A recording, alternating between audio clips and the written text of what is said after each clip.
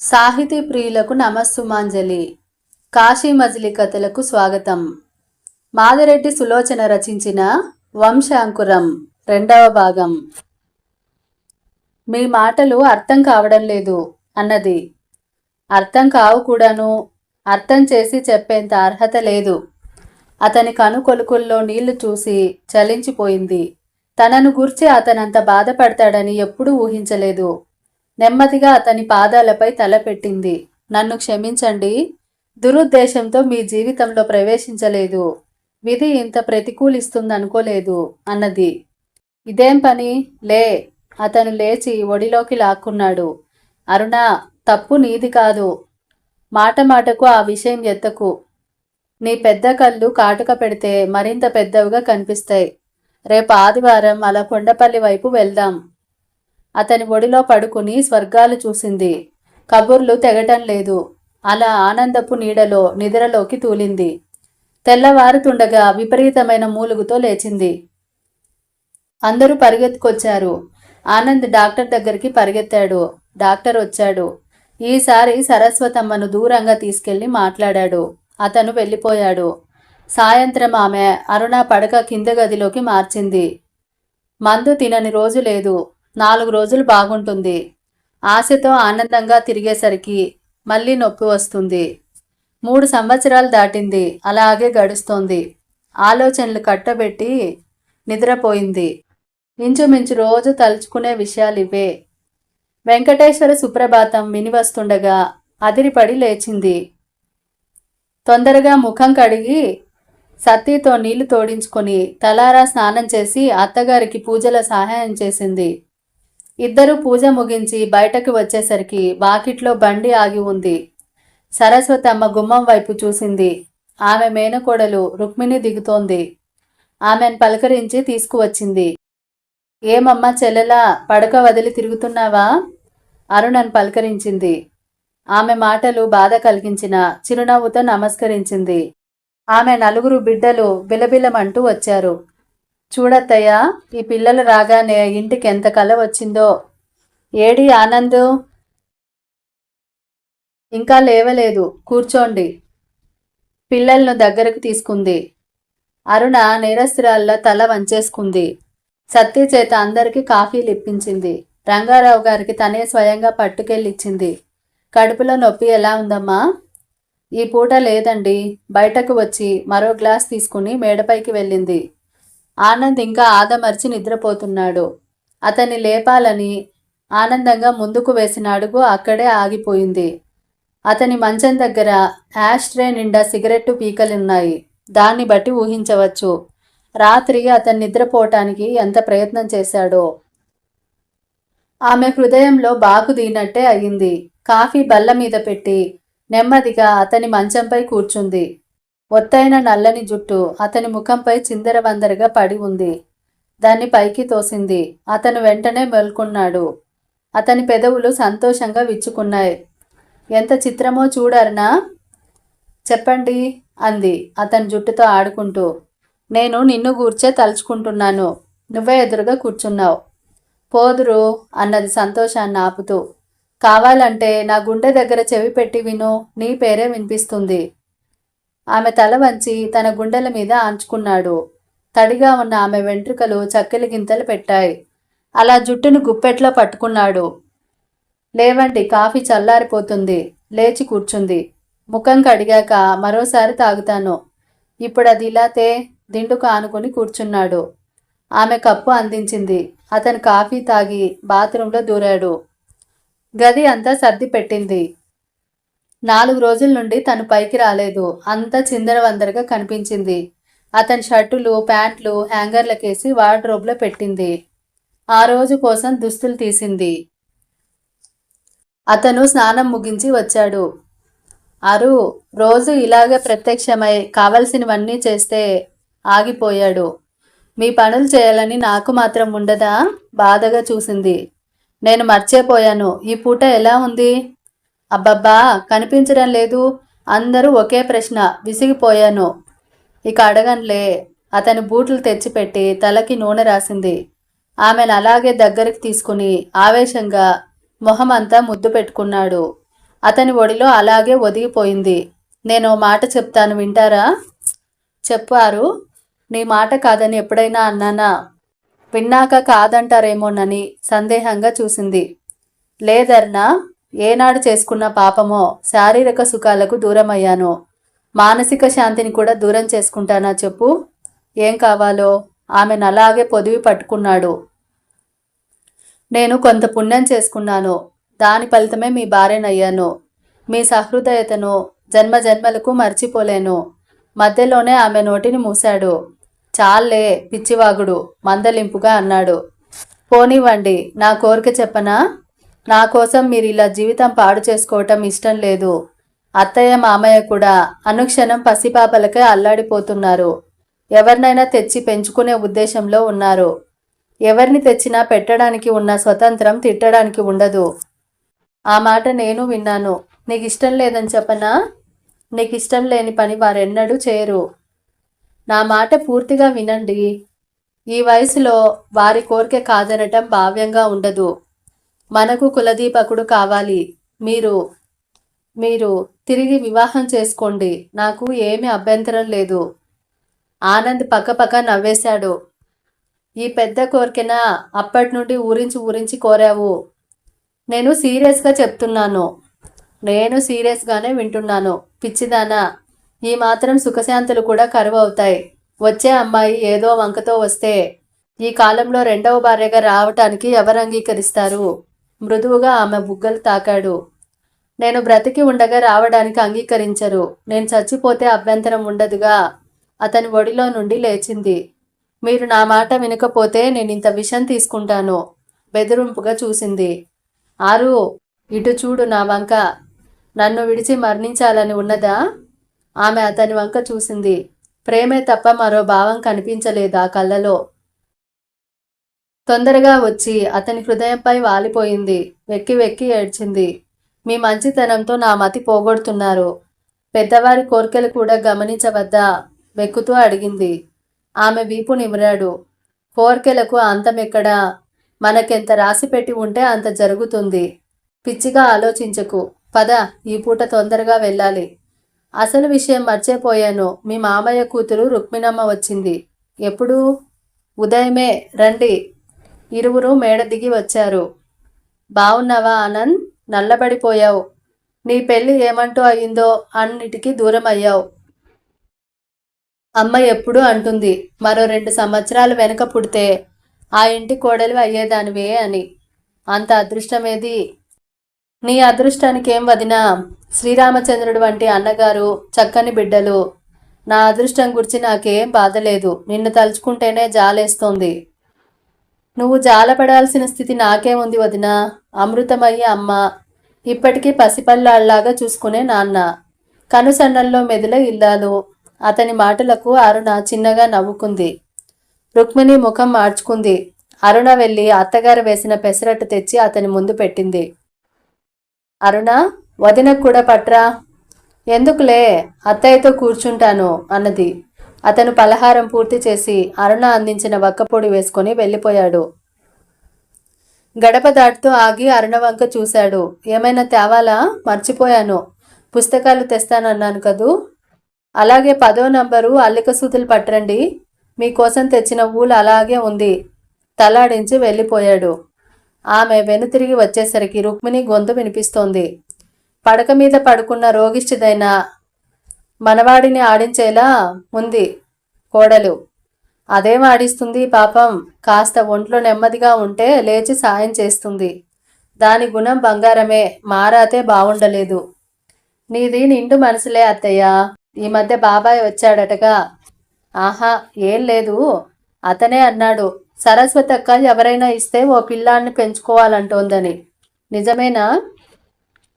అబద్ధం ఏముందే రుక్మిణి. ఏదో ఇంట్లో సందడిగా ఉంటుందని. సత్తి, చిన్నమ్మనిలా పిలు. రాత్రి తిండే తినలేదు, చల్లారిపోతుంది. ఆమె అలా అనటం రుక్మిణికి ఎంత మాత్రం నచ్చలేదు. మూతి ముడుచుకుంది. అరుణ వెళ్ళి వంటింటి గుమ్మంలో నిల్చుంది. మామగారు పలహారం చేయరా అత్తయ్య? ఈ పూట శనివారం కదే, ఆయన మధ్యాహ్నం ఒకేసారి తింటారు. నువ్వు రుక్మిణి కూర్చోండి. ఇద్దరు పలహారం పూర్తి చేశారు. రుక్మిణి ఆఖరు కొడుకు ముద్దొచ్చాడు. వాడిని దగ్గరకు పిలవబోయి ఆగిపోయింది. పుట్టింటిలో జరిగిన ఓ సంగతి గుర్తుకు వచ్చింది. గాలి మార్పుకని వెళ్ళింది. అప్పుడే మారుటే అన్న వాసు కూతురు పుట్టినరోజు వచ్చింది. పిల్ల ముద్దుగా బొద్దుగా ఉండి అరుణను అత్త అత్త అంటూ వదిలేది కాదు. ఇద్దరికీ బాగా చనువు ఏర్పడింది. పుట్టినరోజు పండగని వచ్చిన వాసు అత్తగారు అరుణ పాపల స్నేహం హర్షించలేకపోయింది. ఏవో మడత మాటలంటుంటే సహించలేకపోయింది. అన్నగారి మనసు తెలుసు. అందుకే ఆవిడ మాటలు లెక్క చేయనట్టే తిరిగింది. ఆమె కూతురికి బోధించడం మొదలుపెట్టింది. అందరి కన్ను ఒక్కలాగే ఉంటుందా? నీ పిల్లకు నువ్వు ముస్తాబు చేయలేవు. గొడ్రాండ్ల దృష్టి మహా చెడ్డదమ్మా. ఉలికి పడింది. తను గొడ్రాలా? అప్పటి నుండి పాపకు దూరంగా ఉండసాగింది. ఏ పాపను చూసినా ఎత్తుకోబుద్దేసినా మనసు హెచ్చరిస్తుంది. నిట్టూర్చి గదిలోకి వెళ్ళిపోయింది. ఆ రోజు వంట తను ముట్టుకుంటే పెద్దవారి ఇరువురికి పనికిరాదు. వస్తువులు సర్ది పుస్తకం పట్టుకుంది. మనసు చదువు మీదకి మళ్ళలేదు. ఎన్నో సమస్యలు ఆమె ముందు నిలిచాయి. ఒంటరిగా ఉండటం దుర్భరం అనిపించింది. లేచి అత్తగారున్న చోటికి వెళ్ళింది. కూరగాయల బుట్ట చెత్తగా కనిపించింది. దాన్ని చక్కబెడుతూ కూర్చుంది. ఎంతో మందిని చూశాను. పిల్లలు లేని వారు ముద్దొచ్చినా పిల్లల్ని దగ్గరకు తీస్తారు. నీకు పిల్లలంటే అసహ్యమా అరుణ? టపీమని అడిగింది రుక్మిణి. దానికి పిల్లలంటే అసహ్యమని నువ్వెలా అనుకున్నావు రుక్మిణి? వచ్చినప్పటి నుండి చూస్తున్నాను. పిల్లలను పలకరించనైనా లేదు.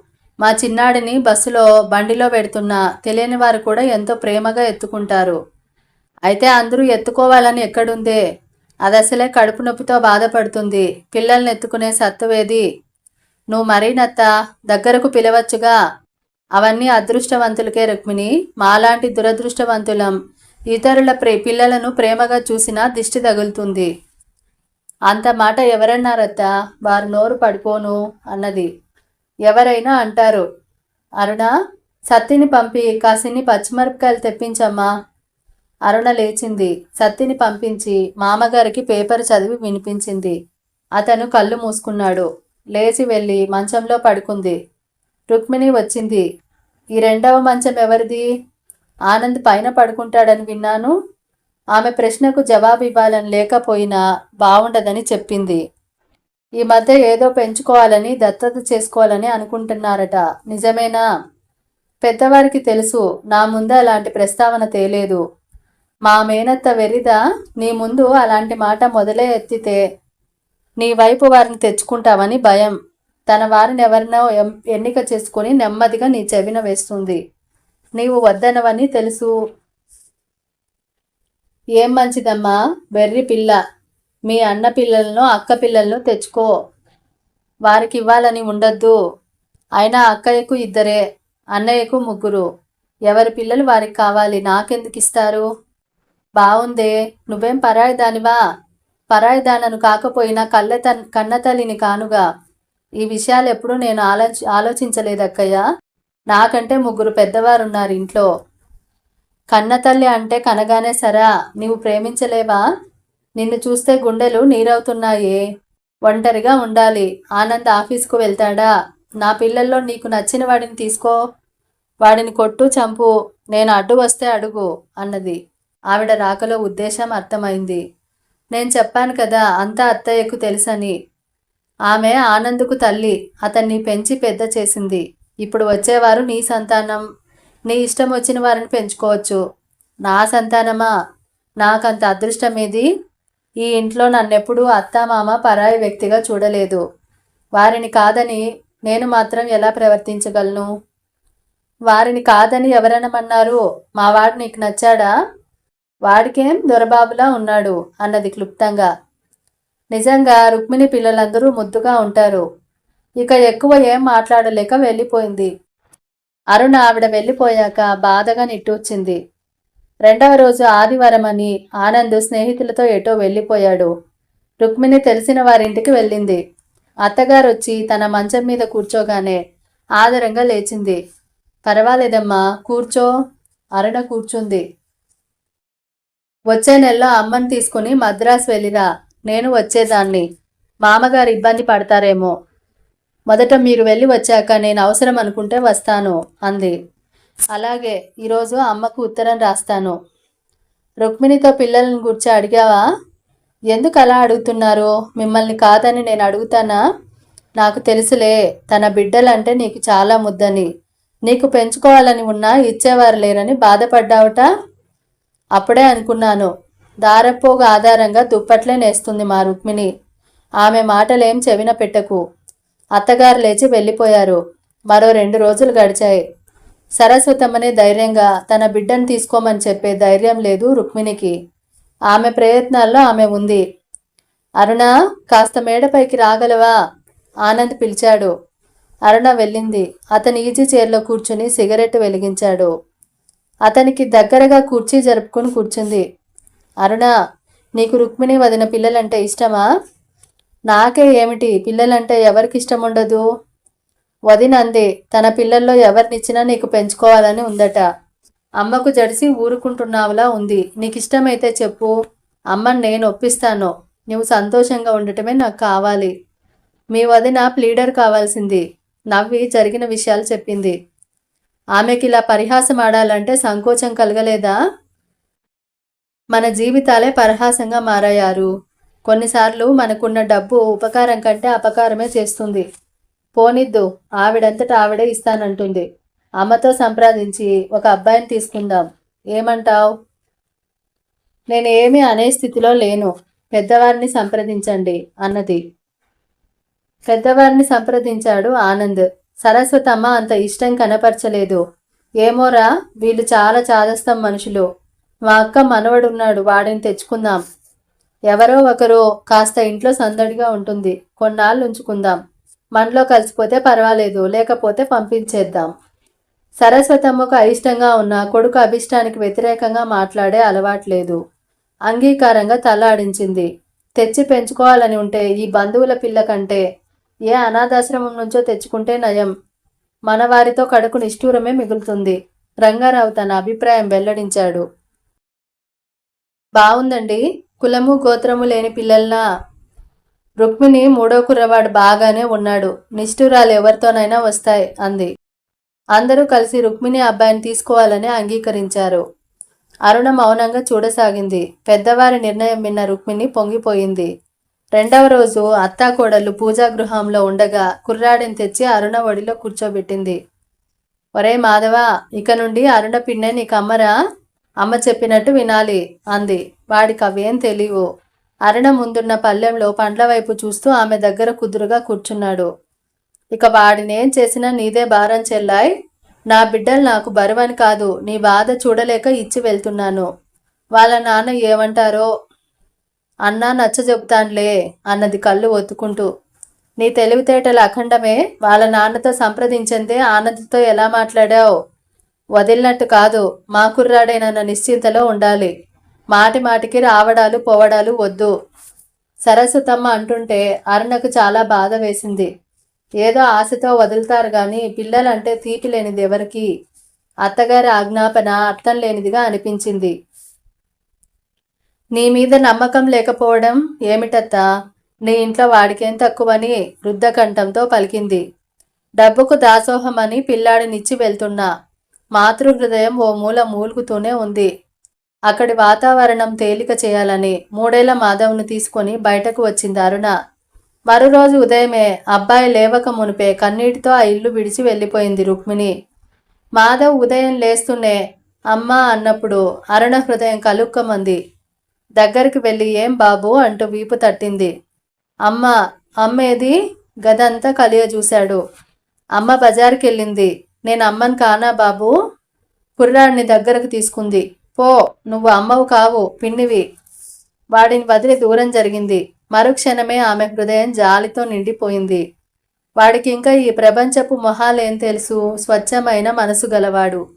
వాడికి అమ్మ ప్రేమ కావాలి. దగ్గరగా వచ్చింది. వీపు నిమురుతూ కూర్చుంది. మాధవా, మాధవా, నాతో స్నేహంగా ఉంటే నీకు బొమ్మలు, బిస్కెట్లు, చాక్లెట్లు అన్నీ కొనిస్తాను అంది కళ్ళు పెద్దవి చేసి. కావాలి. లేచి కూర్చున్నాడు. పిన్ని, నీతో స్నేహంగా ఉంటాను అన్నాడు. వాడి కళ్ళలో కనిపించిన ఆశకు నవ్వుకుంది. ఇప్పుడే బాబాయ్ గారు లేచాక వెళ్దాము. అన్నా, చిన్న అందరూనా? అన్న, చిన్న, అమ్మతో బజారుకు వెళ్ళారు. వాడు నిరుత్సాహపడిపోయాడు. మాటలు చెప్పి మురిపిస్తూ వాడికి స్నానం చేయించి బట్టలు వేసి పైకి తీసుకెళ్ళింది. మీ వెంట బజారుకు వస్తామండి, వీడికి ఆట వస్తువులు కావాలి. అప్పుడే ప్రారంభమైందా నీ కొనుడు? నవ్వుతూ లేచాడు. ఇరువురు తయారై మాధవ్ని తీసుకొని మేడ దిగుతుంటే సరస్వతమ్మ మొదట సంతోషించిన తర్వాత ఆమె మనస్సు చివుక్కుమంది. సరస్వతమ్మ మనవడిని ఎవరంటారు? పెంపుడు మనవడనే అంటారు. పైకి గంభీరంగా ఉండిపోయింది. ఆట వస్తువులు, రెడీమేడ్ డ్రెస్సులు, బిస్కెట్ పాకెట్లు కొని ఇల్లు చేరారు. అవన్నీ చూస్తూ తాత్కాలికంగా తల్లిని తన వారిని మర్చిపోయాడు. ఇంట్లో అల్లరి నవ్వులు వినిపించితే కాస్త దిగులు మర్చిపోయాడు. సత్తితో కలిసిపోయి ఆట ప్రారంభించాడు. అరుణ తేలిగ్గా ఊపిరి పీల్చింది. సాయంత్రం ఆమెకు కడుపు నొప్పి తిరగబెట్టింది. అత్తగారు కోడలికి మందులిచ్చి దగ్గర కూర్చుంది. ఆనంద్ మాధవ్ నెత్తుకుని వచ్చాడు. వీడిని ఇలా ఒంటరిగా వదిలారేం? బజారమ్మట ఏడుస్తూ వెళ్తున్నాడు. ఏ కారు కిందో పడితే? ఎంతోసేపు కాలేదురా, అమ్మాయి తన్నుకుంటుంటే ఇక్కడే కూర్చున్నాను. రా మాధవ, చేతులు చాచింది. వాడు రాలేదు. ఆనంద్ భుజాన్నే అంటి పెట్టుకున్నాడు. అమ్మ అమ్మ కావాలి, మారాం మొదలు పెట్టాడు. వాడి మారాం ఇటు అరుణ నొప్పి అందరిచే అర్ధరాత్రి వరకు జాగరణ చేయించాయి. వాడిని తల్లి ధ్యాస నుండి తప్పించటానికి అడిగిందల్లా కొనసాగారు. అరుణ మరో సత్యం తెలుసుకుంది. తను ఎవరినైనా పెంచితే అది అత్తగారికి శ్రమే తప్ప తన వల్ల కాదని. 4 రోజులు గడిచాయి. వాడు కాస్త తన వారిని మరిచి ఇంటి వారితో కలిసిపోయాడు. పెద్దవారి నోటికి చేతికి పని కలిగింది. చుట్టుపక్కల వారికి కుతూహలం పెరిగింది. పెంచుకుంటున్నారా? దత్తత చేసుకుంటున్నారా? ఇప్పుడే తొందరేలా? కోడలికి పిల్లలు కలిగే యోగ్యత లేదని డాక్టర్ చెప్పాడా? అందరి ప్రశ్నలకు జవాబులు చెప్పలేకపోతున్నారు. తమ బ్రతుకేదో తమను బతకనివ్వరి జనం అనుకుని నిట్టూర్చాడు ఆనంద్. అందరూ అరుణను ఒప్పించి ఆపరేషన్ చేయించటానికి సిద్ధపడ్డారు. ప్రతిరోజు తనను గూర్చి వారంతా దిగులు పట్టం దేనికి? మరణిస్తే మంచిది, ఓ సమస్య పరిష్కారం అవుతుందని మనసు రాయి చేసుకుంది అరుణ. కానీ ఎక్కడో ఆశాకిరణం తలుక్కుమంది. ఆపరేషన్ చేయకపోతే ఎప్పుడో ఒకప్పుడు తన సంతానవతి అవుతుంది. కులదీపకుడు జన్మిస్తాడు. గర్వంగా భర్తకు అందిస్తుంది. అలాంటి ఊహలే ఎప్పుడు వస్తుంటాయి. అందుకే దీనంగా భర్తను ప్రార్థిస్తుంది. ఈసారి అతనితో మాట్లాడే ధైర్యం లేదు. అందుకే నిరాశగా తన బట్టలు సర్దుకోసాగింది. కింద కోలాహలము, మాధవ్ వేసే సంతోషపూరితమైన కేరింతలు విని కిందకు దిగింది. రుక్మిణి, ఆమె భర్త, పిల్లలు వచ్చారు. కన్నతల్లి ప్రేమ ఎంత ఉన్నతమైంది. కొన్ని రోజులు కొడుకును విడిచి ఉండలేదు. ఇతర పిల్లలున్నా ఒకరు లేని వెళ్తే కనిపిస్తుంది కాబోలు. అటువంటి మహత్తరమైన మాతృస్థానం అలంకరించే శక్తి తనకు లేదు. ఆమె అంతరంగం ఆవేదన పూరితమై అలమటించసాగింది. అలా చిత్రంగా చూస్తావే మరుణ? వెంటనే వచ్చానన్నా? మాధవ్ని ఎత్తుకున్న రుక్మిణి అడిగింది. లేదక్కయ్య, నీవెంత అదృష్టవంతురాలివోనని చూస్తున్నాను. అరుణ ఆ మాట అన్నప్పుడు రుక్మిణి కళ్ళు గర్వంతో మెరిశాయి. సాయంత్రం రుక్మిణి అందరూ కూర్చున్నప్పుడు తను వచ్చిన విషయం ఎత్తింది. అత్తయ్య, మాధవ్ని విడిచి ఉండటం ఆయనకు ఎంత మాత్రం ఇష్టం లేదు, నసిగింది. నేను మొదటే చెప్పలేదులే మీ వారిని అందరినీ అడగమని. ఎందుకో? సరస్వతమ్మ తేలిగ్గా నిట్టూర్చింది. అన్నావనుకో, ఒక షరతుపై ఉంచుతామంటున్నారు. ఏమిటి? అసహనంగా ఆనంద్ అడిగాడు. పెద్ద సంగతేం కాదు, అసలు నాకు ఇష్టం లేదు, కానీ నలుగురు అదే మాట అంటున్నారు. అందుకని. నలుగురు ఏమంటున్నారు? రంగారావు కల్పించుకున్నాడు. అదే మామయ్య చెప్పలేకపోయింది. అంత భయం దేనికి? దొంగతనం చేసినట్టు? రుక్మిణి భర్త విసుక్కున్నాడు. కుమ్మరింటి నుంచి కుండ తెచ్చిన గట్టిదా ఓటిదా అని 4 సార్లు కొట్టి చూస్తాం. పిల్లాడిని ఒక ఇంటికి ఇచ్చేటప్పుడు మంచి చెడు చూడకూడదా? ఇప్పుడు పిల్లవాడికి వచ్చిన చెడు ఏమిటండి? ఆనంద్ గొంతు తీవ్రంగా ఉంది. చూడండి, మనం బంధుత్వం కలుపుకోవాలని కూర్చున్నాం గాని పోట్లాడుకోవాలని కాదు. ఇప్పుడు మాధవ్కి ఏ నష్టం లేదు. రేపు కలగదన్న హామీ ఏమిటి? అందుకే ముందే చెప్తున్నాను. వాడి భవిష్యత్తు బాగుండాలంటే ఆస్తి అంతా వాడి పేర పెట్టాలి. శ్రోతలంతా అప్రతిభులైపోయారు, రుక్మిణి తప్ప. ఇదేం మాట? సరస్వతమే ముందు కోలుకుంది. నేనన్నమాట అసమంజసంగా లేదు? అది మీరు అనుకోగానే సరా, అప్పుడే ఆస్తి విషయాల దాకా దేనికి? క్షమించండి పిన్ని గారు, వ్యవహారం దగ్గర నిర్మోహమాటంగా ఉండాలి. ఇప్పుడు కాక మరెప్పుడు? రేపే అదృష్టవశాత్తు ఆనంద్కు సంతానం కలిగితే అప్పుడు తగవులు రావు. అదృష్టవశాత్తు ఆనంద్కు సంతానమే కలగాలి గాని తగవులు దేనికి వస్తాయి? మాధవ్ పాదమహిమ అనుకుంటాం, వాడిని పెద్ద మనవుడిగా చూస్తాం. అది ఇప్పటి మాట అండి. అతను మీ విషయాలు ఊహించగలను అన్నట్టు నవ్వాడు. అది ఆనంద్ సహించలేకపోయాడు. అమ్మా, మీరు ఊరుకోండి. చూడండి, మీకింత ముందు చూపు ఉండటం హర్షింపదగ్గ విషయమే. మాకు అలాంటి ఆలోచనలే ఉంటాయని ఎందుకు అనుకోరు? ఉన్నదంతా నీ పిల్లాడికి రాసిచ్చి రేపు నాకు సంతానం కలిగితే బిచ్చమెత్తమనే కదూ మీ అభిప్రాయం? మీ పిల్లాడిని పెంచుకుందామనే ఉద్దేశం మాకు లేదు. రుక్మిణి వదన తనంతట తాను వచ్చి మా స్థితికి జాలి తలచినట్టు నటించి పిల్లాడిని వదులుతానన్నప్పుడు ఇంట్లో పెద్దవారు అయిష్టత కనబరిచారు. మా అంతట మేము అడిగితే ఇలాంటి హిరణ్యాక్షవరాలు కోరుతారు. తానే హృదయపూర్వకంగా అంగీకరిస్తుంది కదా అని నేను అన్నాను. మేమింకా ఏ నిర్ణయానికి రాలేదు. కుర్రాడు మా దగ్గర ఉండగలుగుతాడా లేదా అనుకున్నాం. మీరు సంతోషంగా మీ కుర్రాడిని పిలుచుకుపోండి. మీరు మరీను. రుక్మిణి భర్త వంక చూసింది. ఏదో నిర్మోహమాటమంటూ ఆనంద్కు కోపం తెప్పించాడు. నీకిచ్చిన నాడే వాడు నీ బిడ్డడయ్యాడానంద్. చూడు, మీరా ఆస్తిపరులు, అందరి కళ్ళు మీ వైపే ఉంటాయి. అందుకని ఏదో రక్షణ కల్పించమన్నామన్నది. దురదృష్టవంతులం, మాకే రక్షణ లేదు, ఇతరులకెలా రక్షణ కల్పిస్తాం వదినా? దయచేసి ఎక్కువ మాటలు వద్దు. మా దురదృష్టానికి మమ్మల్ని ఏడవనివ్వండి. మాతో పాటు మీరు దేనికి ఏడుస్తారు? ఆసరా లేని నాడు నలుగురు అనాథలు వచ్చి ఆసరాగా నిలిచి నా తదనంతరం వారే ఆస్తికి వారసులవుతారు అనేసి చెరచెర మేడ ఎక్కాడు. మీ అభిప్రాయం అదేనా అన్నట్టు చూచారు ఆ దంపతులు పెద్దవారి వంక. అంతే నాయనా, మీరెందుకు ఇబ్బంది పడాలి? ఆనంద్లా నువ్వు తొందరపడితే ఎలా? నేను మాట చెప్తాను. అంతా పెట్టవద్దు, సగం రాయండి చాలు. మీరు అన్యాయం చేస్తారని కాదు, పరిస్థితులు అలాంటివి. రేపు ఉన్నట్టుండి అరుణ పుట్టింటి వైపు వారిని ఎవరినో తెస్తే నా అవస్థ ఏదో పడ్డాను. నా తరం గడిచింది, దానిష్టం. ఎవరినైనా తెచ్చుకొని ఎవరొచ్చినా నాకు పెట్టేదేం లేదు. అంత అదృష్టమే ఉంటే వాడి కడుపునే ఓ కాయ కాసేది. సరస్వతమ్మ కళ్ళు ఒత్తుకొని వంట ఇంటి వైపు వెళ్ళింది. ఇలాంటి ఇబ్బందులుంటాయనే నేను అనాథలను పెంచుకోవాలన్నాను.